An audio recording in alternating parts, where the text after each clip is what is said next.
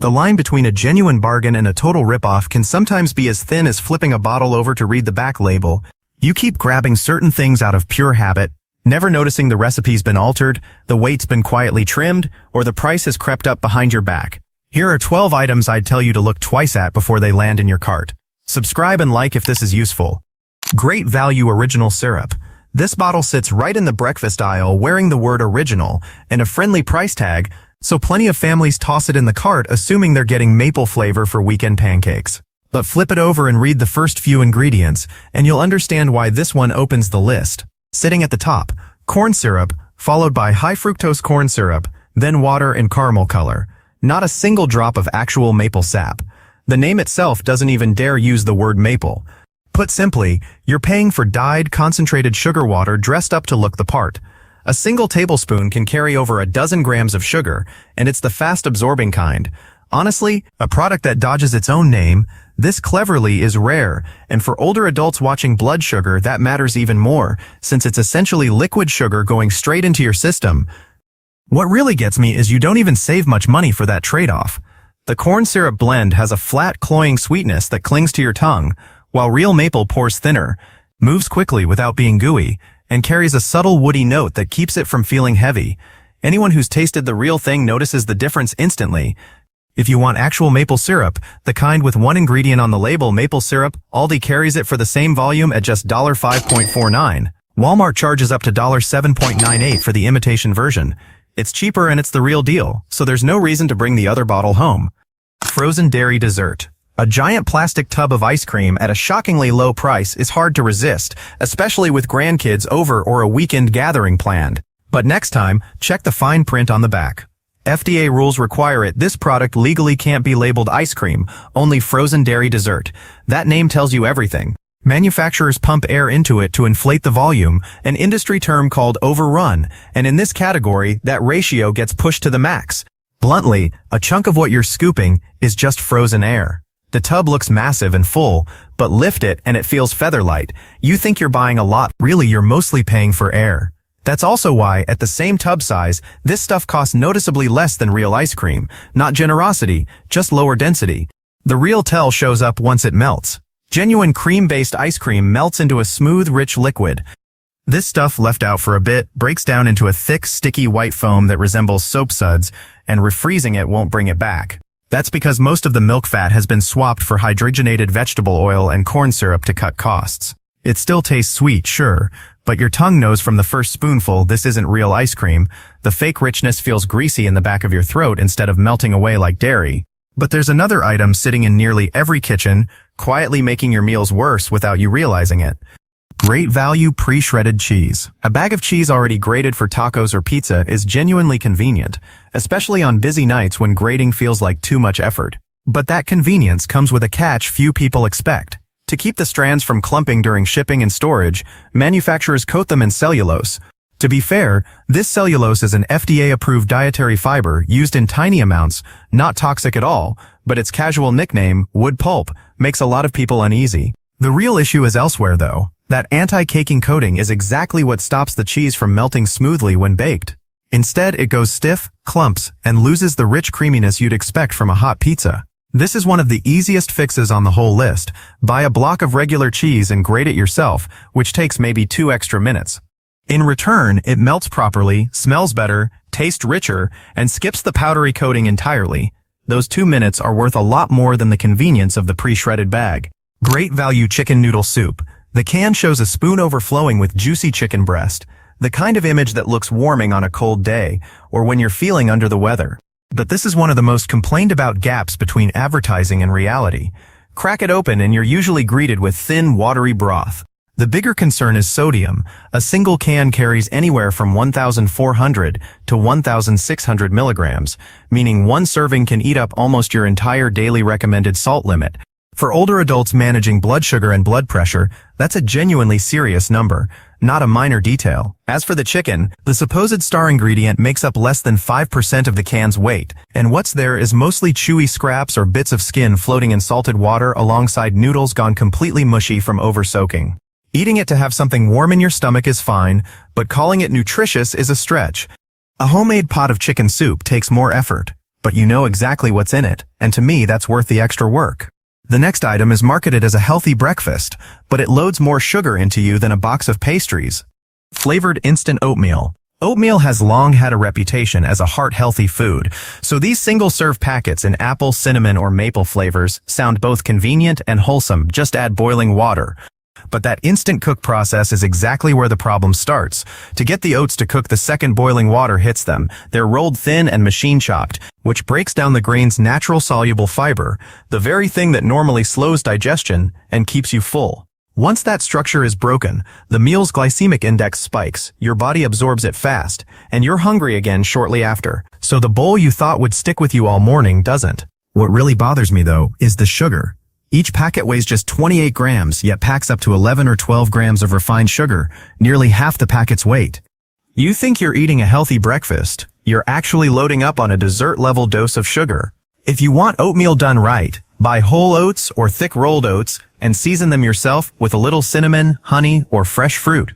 It'll keep you fuller longer and spare you that mountain of sugar. Cheap cooking oils in clear plastic bottles. Those great value canola or soybean oil jugs in crystal clear plastic sell well because of the low price and harmless look. But that clear packaging is a real weakness. Unsaturated fatty acids in vegetable oil are highly sensitive to light.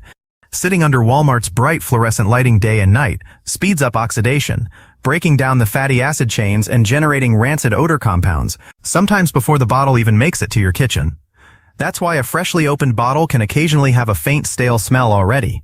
I'm not saying skip cooking oil entirely, just choose smarter. Look for dark bottles or tin containers that block light, and buy only what you'll use soon instead of stockpiling a giant jug just because it's cheap, only to let it sit for 6 months. Once oil loses freshness, it smokes easily at high heat and tastes off, and that low upfront cost stops being worth it. But the most sophisticated trap sits in the freshest section of the store, exactly where you'd least expect it. And one item there lands on the list of highest bacterial contamination risks in the country: pre-cut fruit cups. Those clear containers of neatly diced watermelon, pineapple, or mango in the refrigerated section look refreshing and convenient, especially if peeling a whole fruit feels like a chore. But this happens to be one of the highest margin items in the store, and you're the one covering that markup. Priced by the ounce, pre-cut fruit typically runs 3 to 4 times more than buying it whole. Here's the other issue worth stating plainly. With a whole fruit, you can pick it up, smell it, press it gently to check ripeness. With a pre-cut container, all of that's gone. You only see the top layer. Some locations may use fruit that's already started bruising or softening, trimming the bad spots and dicing up the rest, making it even harder to know what the core quality was really like. Then there's nutrition. The moment fruit is cut, sensitive vitamins like vitamin C start breaking down, and sitting under refrigerated lighting for a while can strip away up to half that value. So you're paying multiple times the price for fruit that's both harder to verify and less nutritious. Convenience matters for busy people, I get it, but spending a few extra minutes peeling a pineapple at home gets you a lot more for your money. Bagged salad kits. Tear the bag, pour in the dressing packet, toss in some dried nuts, and dinner's basically done. Sounds like a lifesaver on a rush night. But that convenience costs more than you'd think. Per ounce, bagged salad runs 2 to 3 times more than buying a whole head of lettuce and washing and chopping it yourself. You're mostly paying for the bag and the pre-chopping labor. It doesn't stop at price either. Those industrial cuts expose more surface area to air, so the greens oxidize and turn black surprisingly fast. Plenty of people open a bag, use half, save the rest, and find the edges already slimy and browning by the next day, turning a bargain into waste. Here's the part that concerns me most. Food safety reports in the U.S. have repeatedly ranked pre-cut packaged leafy greens among the top risks for E. coli and Listeria contamination year after year. The industrial washing process pulls vegetables from multiple sources in bulk, so if one batch is contaminated, it can cross-contaminate the whole lot, and most of the bagged greens, recalls you've seen in the news, fall into exactly this category. I'm not saying every bag is unsafe. Most are fine. But if you do buy them for convenience, rinse them again yourself, even if the label says pre-washed. When a whole head of lettuce is cheaper, keeps longer in the fridge, and gets washed by your own hands, I don't see a reason to take the riskier route. The next item looks like a deal, but a quarter of that money literally drains away in the pan without you noticing. Ground beef chubs. A lot of people grab these tubed logs of ground beef, clipped shut on both ends, because the per-pound price beats the fresh meat counter trays. At first glance, it looks like a straightforward saving, but this is exactly where the low price fools you. That airtight packaging keeps oxygen away from the meat, which keeps it looking pink much longer. But that uniform pink is from the lack of oxygen, not freshness. Our eyes read it as fresh, but the reality inside is different. This style of ground beef is typically pulled together from various leftover meat scraps, and the fat and added water content can run up to 20%, sometimes nearly 30%. You can't see that through the plastic, and unlike the fresh counter trays that clearly print the lean-to-fat ratio, the Chub gives you no such number. That vagueness is exactly the point. If you could clearly see the fat percentage, you'd hesitate. It shows up the moment it hits the pan. The meat shrinks fast, releasing a puddle of fat and water you have to drain off, sometimes leaving the block at half its original size. What you're pouring down the drain is the money you thought you were saving, gone. For anything needing lean meat, like a sauce or taco filling, I'd rather pay slightly more for a fresh counter tray with the ratio clearly printed, knowing exactly what I'm buying instead of watching half a cheap log melt into grease. Lay's party-sized potato chips. Those huge party-sized bags lined up on shelves look like a steal for the whole family, big, full, feather light in your hands. That lightness is the tell. It's a textbook case of packaging inflation where the nitrogen gas pumped in to prevent crushing takes up nearly half the bag's volume. You think you're bringing home a full bag, you're bringing home a lot of air. Worse, the actual weight inside has quietly shrunk year after year, the exact phenomenon known as shrinkflation. The bag stays the same size, the price might even inch up, but the grams of chips inside go down, and hardly anyone notices, since we look at the bag, not the net weight printed on it. There's also the freshness problem. The moment you break the seal, humid air rushes in and the chips lose their crunch fast. Fine if you've got a big household finishing it in one sitting, but smaller households often leave it half-eaten, and a few days later the chips have gone stale, forcing you to toss out a third of the bag. The big bargain turns into wasted money. If your household is smaller, a moderate-sized bag that stays crunchy through to the end is both less wasteful and better tasting. The final two items look small and harmless, yet they're exactly where you're getting hit hardest per ounce. Great value pure vanilla extract. A splash of pure vanilla elevates a whole batch of baked goods, so any household that bakes keeps a bottle around. But even under its own great value label, Walmart keeps this one priced fairly high. And most people pay it without realizing how much extra they're spending, because everyone glances at the sticker total instead of breaking it down. Break it down and the issue shows up immediately. Per ounce, Walmart's vanilla runs close to $4. Meanwhile, a bottle of Kirkland Signature Pure Vanilla Extract at Costco runs around $1.06 an ounce. Both are pure vanilla, both the same quality, yet nearly a fourfold price gap. To be blunt, there's nothing wrong with the great value product itself. Pure vanilla is pure vanilla, and it bakes up with proper fragrance. The only problem is you're paying nearly 4 times as much for the identical thing simply because of where you're shopping.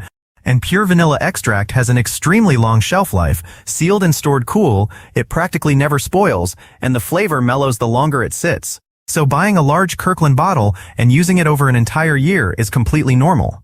If you're heading to Costco anyway, or know someone with a membership, grabbing one there saves real money compared to steadily paying a premium at Walmart every time you run out.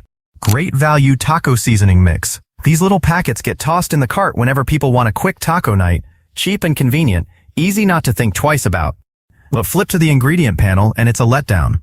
Topping the list are usually bulking and thickening agents like cornstarch, followed by salt, then a bit of sugar syrup, while the ingredients that are supposed to be the actual flavor, chili powder, cumin, garlic, sit buried near the bottom in small percentages. In other words, you're mostly buying starch and salt with minimal real seasoning. And by weight, these small packets are surprisingly expensive compared to blending your own. This is also the single easiest item on this whole list to replace. Buy individual jars of chili powder, cumin, garlic powder, and a little onion powder, and mix a big batch to use over time. It costs less per meal, lets you adjust the salt to taste, and the flavor is noticeably punchier than the pre-made blend. For older adults watching sodium, mixing it yourself gives you real control over the salt, a choice the pre-made packet takes away. If you take just one thing from today, let it be this habit. Flip the package over and read the label before it goes in your cart. The first few ingredients tell you what you're actually buying, and the big bold name on the front is usually just marketing. 10 extra seconds saves a fair amount of wasted money and keeps your family's meals genuinely healthier.